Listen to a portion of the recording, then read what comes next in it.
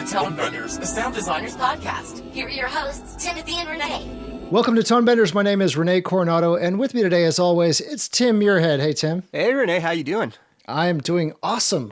You can find us on Twitter. I am at Renee_Coronado, and Tim is at Azimuth Audio. Tim, you went and got to talk to Nicholas Renbeck. Tell us about that. Yeah, this is part of the trip where Teresa and I went to New York City. This is over a year ago now. And we went to C5 Sound, which is one of the busier studios in New York City.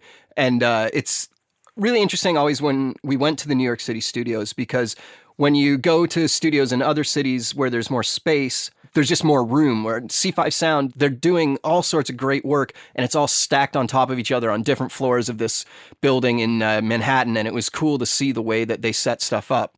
So we interviewed Nicholas. I got a hold of him because he worked on the HBO series The Night Of, which is one of these series that if you haven't seen, I highly recommend it, because it's one of those series where you're screaming at the screen to tell the characters not to do the stuff that they're doing. Like the guy just keeps making bad mistakes after bad decisions, and it sucks you in, and it's really, I don't know if fun is the right word, but it was an enjoyable series, and Nicholas was the sound supervisor on it. So when I saw it, I immediately reached out to him to see if I could meet with him when we were in New York City.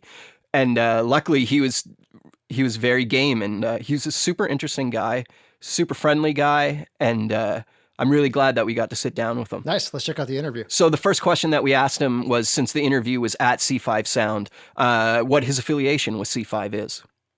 Well, I started here as an apprentice. Ron Bokar, one of the owners, he went to the same college that I did, and actually came back to give a talk about Silence of the Lambs at the time. And he brought up these 3/4-inch videotapes of Clarice going down into the basement to see Hannibal Lecter at the first time. And he goes, well, here's the background pass, and here's the door pass, and here. And I remember sitting in college with him, just thinking, oh, this is great, this is awesome. And then I bothered him for 3 or 4 years. Hey, do you have an internship? Hey, do you have an internship? And finally he says, come on in. And I sat in the back of the room and watched him work for a day, and kept my mouth shut, and then asked a few questions, and he said, I guess I did all right, because he said, all right, I'll put you on as an apprentice. And so I became an apprentice on the movie Philadelphia. Oh, and cool. So I would say it probably like 70 or 80% of the work I've done has been through C5, but soundtrack, Harbor, Postworks, Warner Brothers, all those I've been in here and there depending on the project. So officially freelance, but happy to work at all these shops. But C5 has really, they've looked out for me a lot, and so I'm always happy and appreciative to be here when I can. Cool.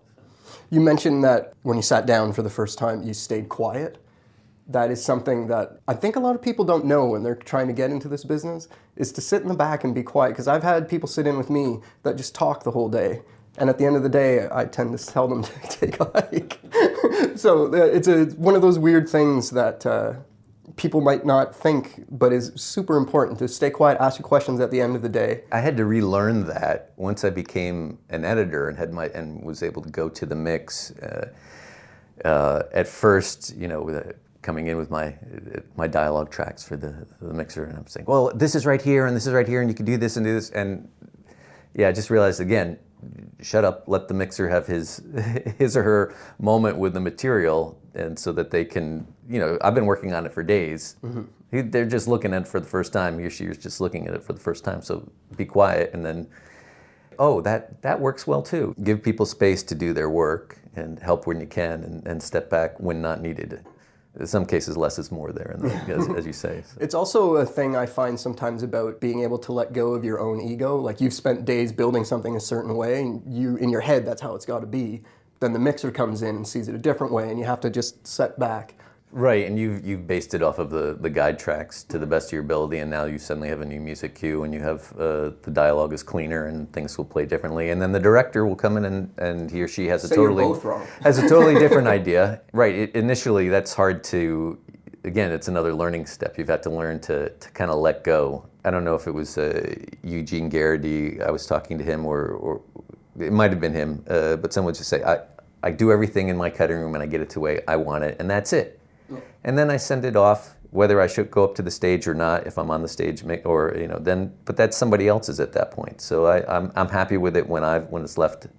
And I think once you kind of adapt that into your working process, you can feel good about what you did, but knowing you're just one part of the step, because there's a screenwriter, there's the director and the actors, there's the sound recordist on set, and then you come in and do your part as the editor, and then the mixer does their part. And so that's all, you're just one of 5 or 6 different spots along the way.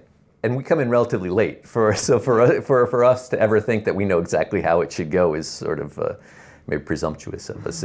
So I always say, trying to figure out what the director wants, try and give him or her that, and work towards the betterment of the project of the film. You're listed as working on just about every section of post. You're Sound Supervisor, you've got some credits as mixer, you've got some credits as dialogue editor, some credits as sound effects, and some credits I've noticed that you're both the re-recording mixer and the super.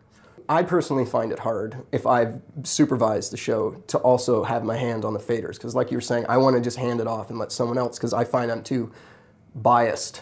Yep. Do you prefer to do the whole thing or just hand it off? I think that has to be on a film-by-film basis and what's sort of expected along the way. In some cases I've found that, be it a smaller film or a documentary or something of that nature, where I'm the supervisor and I do a lot of the mixing. If I'm the only mixer, that seems to work out, that's worked out well.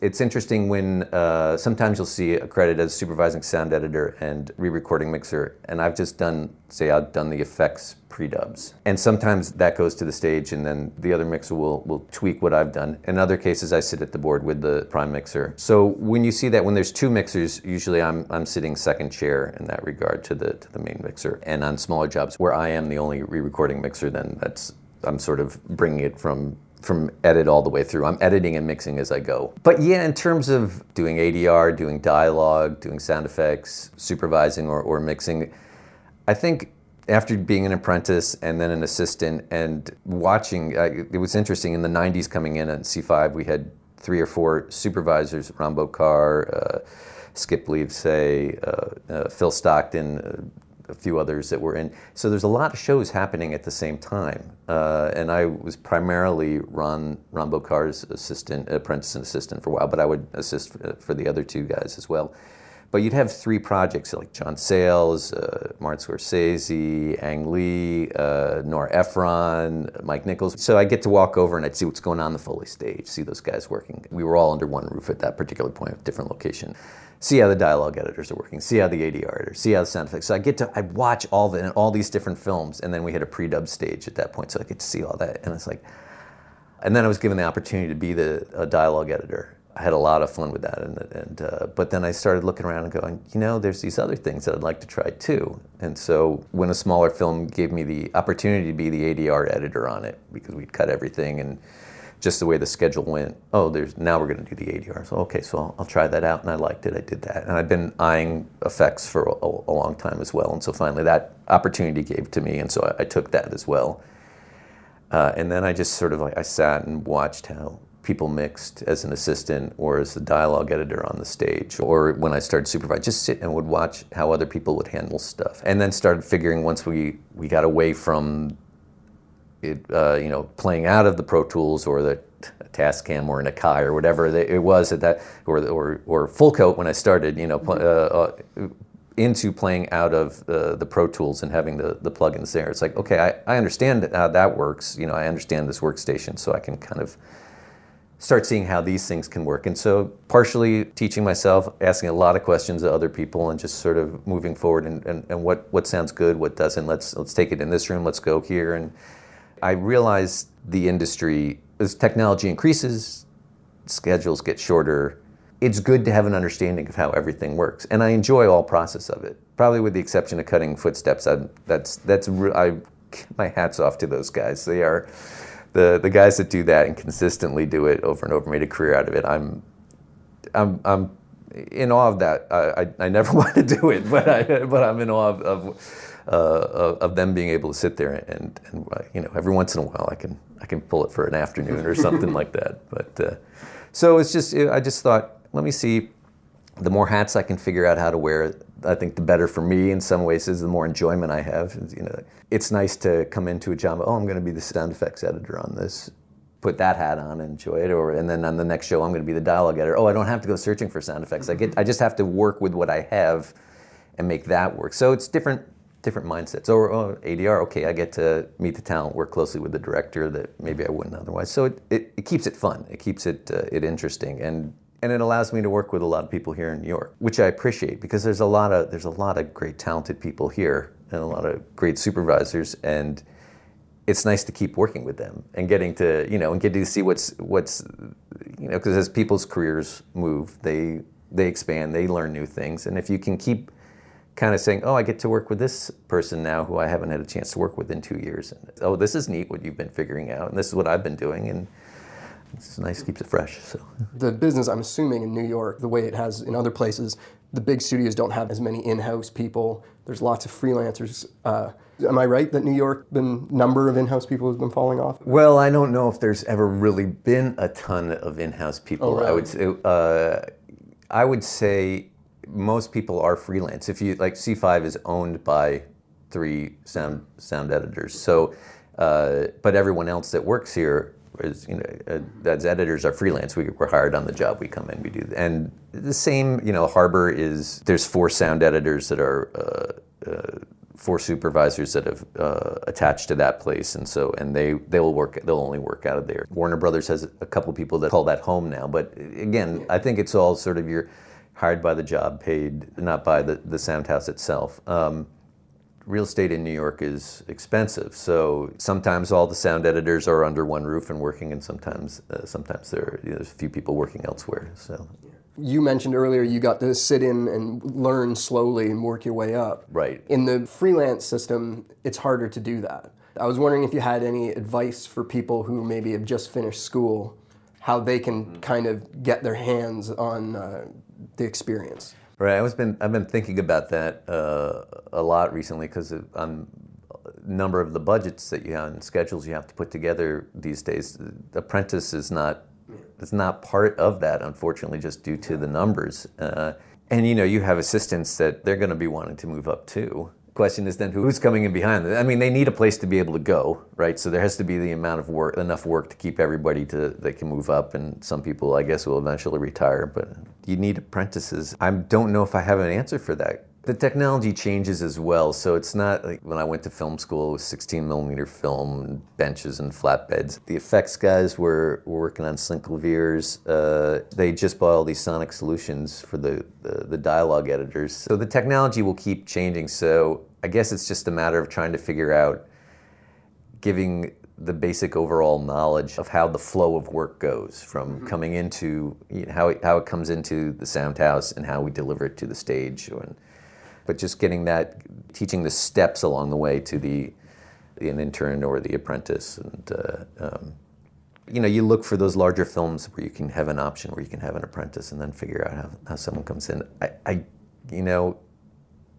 I wish I had a better answer for that at this point. Well, I think that's everybody's answer right now. Right. The industry kind of as a whole has to figure this out. Right.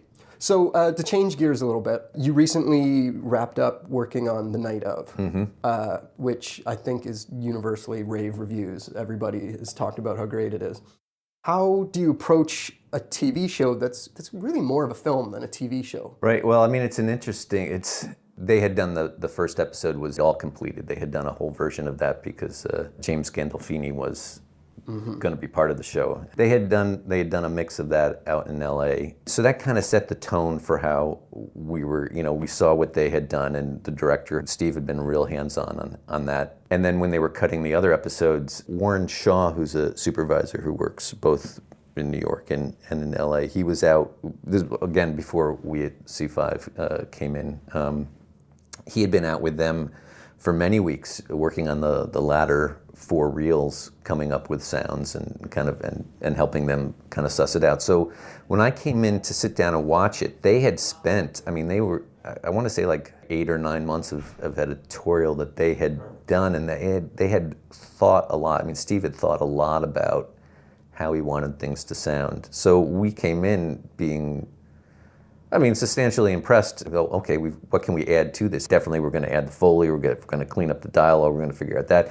And how do we address the sound? What can we add more to it to fill it out more, but stay to what the same idea he wanted? How do we build on that, give him more of what he wants? So it took a little bit of time to figure that out, but I think we definitely got there. But one thing I find that's interesting in the whole design of The Night Of, we didn't shy away from having a heavy background in some place. And then you'd sit there and then specific effects would just sit really loud on top of that as well. I think it works too. It works well. It sits well. But it's like, wow, this is a little heavy. Are we in the right direction here? Have we made it? Have we gone too far? But like, I probably would have pulled back. But he's like, no, go forward. And then it's like, oh, okay, I see where you're going. I see how you're, how we're gonna move on that. And Michael Berry was the re-recording mixer, and did a fantastic job. How do we approach it? It was like sort of a all hands on deck at the beginning. It was a big push. It was definitely a push. But once we were doing all the episodes at the same time. Oh, wow. Sort of. I mean, there was a schedule, but we were cutting everything, and then we went and mixed everything. So yeah, as opposed to other shows where I've done where you knock out an episode and then you move on to the next thing. You start the next thing. We were doing them kind of all at the same time. All the Marissa Littlefield's our ADR editor, so she spotted the whole thing. The group was an interesting thing. You have to figure out what groups do we need, who should we feature in certain episodes, because the way contracts work, you can only have certain people for a certain amount. We knew we could have like 8 actors per, and so how do we fill that out? Because there's a lot of voices going on, be it in Jackson Heights or when we get to the court scenes or in the prison. So what's happening the most, and who you cast to fit that. There was like footsteps in the prison.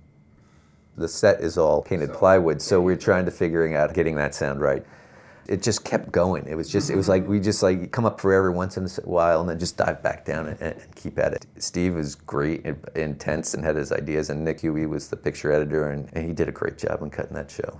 Part of what you were mentioning about how the BGs were up a bit higher, it made the city part of the film. But in the first episode, when they're underneath the bridge on the water, you could hear the bridge really loudly. Yeah, there was a little something there, and then we looked a little bit more for trying to figure out the trucks going over the over the large metal plates that you would hit. So yeah, that was definitely our conscious on our idea. There's space in it when decisions are made that are catastrophic for the audience to go, no. I kept actually saying out loud, no, don't do that. And there's actually almost like you guys designed it so that I had that moment to react.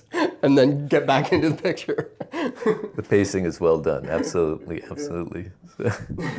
So when you are supervising, how hands-on are you with the various editors that you're working with? Well, it depends on how long of a relationship we've had up to that point, how much we've worked together. If we're completing each other's sentences, which is, I have some friends of mine, we work together, and we never actually have to complete a sentence. I can kind of give an initial meeting with them and go. It was my first time working with Luciana and Sarah as dialogue editors on the show. So we sat down, and of course then starting out on dialogue, I know exactly what I would want in terms of how I want things prepped. So the great coverage on the miking, the guys, the location recordists, they covered a lot. But the hiccup that we came into that is that there's some phase issues that we would come around with as the guys moved around to different mics. And so, Sarah and I had a substantial initial conversation about how we're going to handle that phase issue. Do we want that? Where we don't want it? How are we going to address it? And so then she and I talked, and then I had the same conversation with Luciano a little later. And so we kind of came up with a game plan on how that worked. When Marissa and I would sit for the ADR, we'd sit down, we'd have an initial conversation of how that went, and then meet with the group guys when they came in, and we'd all have a meeting with Steve, and then they kind of ran with it. Wyatt Sprague and Rui Garcia were my 2 effects guys that came in to work with me on that. Initially, the budget was just going to be me as the effects guy, but we were able to bring them in and add them onto it. The 3 of us worked really pretty closely. We'd come up with something, they'd send it to me, I'd put it in, and then once I'd finalize a scene, I'd send it back to them for later. Steve was able to come in and sit down with us for the episode 2, 3, and 4, and we'd play down everything we had gotten up to that point. So he would see where we are, get his feedback, get his notes, and then apply that, know what we needed to grab from like the last couple of ones that Warren had done some work on, and sort of combine it and mix it all together. So hats off to Warren for all the work that he did before, and to the guys at Famosa that did the temp. Did get changed a fair amount, but everything they did added into it, and it was like having a much larger crew than than we did. So, but it was very nice in that regard. So when you're doing spotting sessions, you're doing them sitting down with each individual food group. You do a spotting session with dialogue, you do a spotting session, or do you have one spotting session that everybody comes to? I've done it individually. Craig, the assistant on the job, he would come along with me with each of them, and we talk. You know, the Foley guys at this point, Steve Vischer is our Foley supervisor. He and I have worked together a lot. This was our first TV show we had done together, so we definitely had some conversation about how much are we going to do, how much can we do, you know, what. Mm-hmm. And I think in some cases we got it right. In some cases we did a little too much, and in some cases we did we did a little too little, and so you had to figure that stuff out as you went. But you know, those guys, Marco and George, is our Foley team up there. They're fantastic, and Steve had it just running smoothly. So yeah, I mean, I can't say enough good things about the crew. I mean, that's what makes any job that is successful for me has always been based on having a really excellent group of people that I work with. And again, I think New York's filled with them, and it's nice. It's nice when you get to work with people that you like. So it's, again, I'm extremely fortunate in that regard. So. Are you originally from New York, or? Yeah, Hudson Valley area, just 50, 70 miles north of here. So, yeah. So you mentioned that you started in the 90s. I wonder if you could comment about how the New York post-audio scene has changed since you started out. Well, like I said, when I came in, it was Sound One and Todd-AO were the two big mixing houses for features. It was those two houses, and C5, Skip and Ron and Phil and Bruce Pross, who was their original Foley recordist. Those four guys had been working out of Sound One. They wanted their own shop, so they came up and built their own place here. The schedules were longer. There was an apprentice, often two assistants on the show. I was able to come in as an apprentice for, I think initially I did, it's like 3 months on Philadelphia, and then I did another 2 on Pelican Brief. One mixed at Sound One and the other one mixed at Todd-AO, if I'm remembering correctly. And so I got to see those two facilities. As the apprentice, I got to go up and see the picture department. That was interesting as well. Craig McKay was the picture editor in Philadelphia, and he's a really sweet guy. And we would sit and talk and let you see kind of what's going on a little bit, which is nice. And the crews were large through the 90s. I guess in the early 2000s, there was a bit of a slump in the city. Not much, but a little bit. Certain things changed. How long has it been since Sound One has closed its doors? Todd-AO went away. They lost their lease. That building got knocked down and turned into some high-rise thing. And then Sound One finally closed up shop a few years back. So things have shrunken. People that were all central in certain areas moved a bit. So there's probably more sound houses now than there was, back when I started. And there's more moving about. Schedules are shorter. The technology allows for you to own your own equipment. I have a studio up where I live, and so I can work in a 7-1 environment up there and come up with my ideas. And kind of what you were saying before, sometimes it's, depending on the project, I might do a lot of it there. And other times it's like you have to, it has come back down to what's best for the project. Will the project allow it? Is New York a kind of place where everybody's buddies, or is there jealousy going on or anything like that? I think for the most part, everyone actually kind of likes everybody else. And we bump around enough to each other's studios that, you're kind of looking out for each other to some degree. I mean, you're going to go up against, your friends at certain points for certain jobs. And if you're freelance like myself, sometimes a studio has a job and they come and they ask you to be part of it, or a supervisor who's already that's connected to that facility. That facility says, hey, will you come and work with me on this? Or other times I might have a project and I go to say, hey, can we put this thing together here? So you're moving around enough that you're kind of helping each other out. And when I don't get a project and it goes to somebody else, it's usually like, well, that's a good person. They're going to have a good job with that. I think. New York is not so large. It's a 10th of the size of LA, if I have my math right, and union members at least or something like that. There's a lot of work going on right here at this point, but it's not the same size as LA. So, I mean, people that work well we keep hiring each other, and we keep trying to, we want each other to succeed. Is what at least that's my feeling of it. It's like I want all my friends and coworkers to succeed and have nice projects to work on, and if I can hire them on for something that I'm working on, great. And if they can hire me for something that they're working on, that's all the better. And I don't, for me, it's like I don't need to be the supervisor on every job. I don't, I'm happy to be an editor for somebody else. And if I am the supervisor, if they want to come and work with me, that's fantastic. And so that works out nicely sometimes. Yeah, it sounds like a good creative environment to be in, for sure. So you worked on the film Love and Mercy. Yep. I read an interview that you gave somewhere else online about how the sound collages that you had to build when it kind of goes inside his head. Mm-hmm. And you mentioned that the director kept saying that he wanted it to build more, and that the way sometimes you approach that was you would just take a break for a few days and then come back to it. Yeah, there's two main sections that we kind of worked at on that. The first one is the opening over screen black. Atticus Ross was the composer, and he was able to get all the original recordings from the Beach Boys master tapes, and so he would pitch accordingly to make them so they would work together. And he came up with an initial build of many different stereo elements that he would give to us. And then we would sit there figuring out how to place stuff around the room. We had a lot of fun with it. Chris Jenkins and I sat there in the mix for a good day moving that.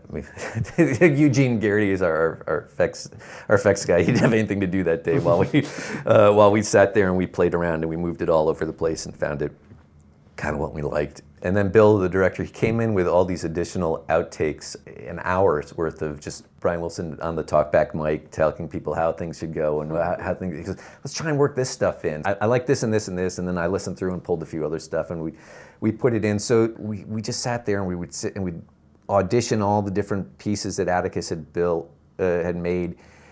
And Chris would have an idea and I'd have an idea. We'd slide stuff around, we'd move it a bit and try and create that, continuing that build. And use the 7-1 environment that we were mixing in.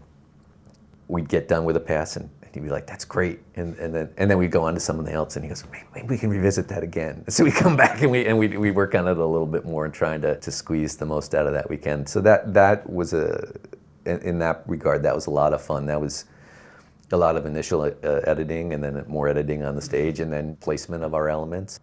That was definitely cool. And then the other thing that I really enjoyed about that project was trying to figure out how to get from our actors or the wrecking crew there, the guys that are the actors playing the wrecking crew into the actual wrecking crew takes, and how you merge one into the other, be it with the voice or the musician, where you make those change, or if you combine them and how that works. And so that was a lot of fun.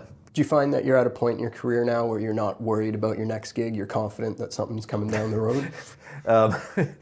Until I don't, and then I'm very nervous.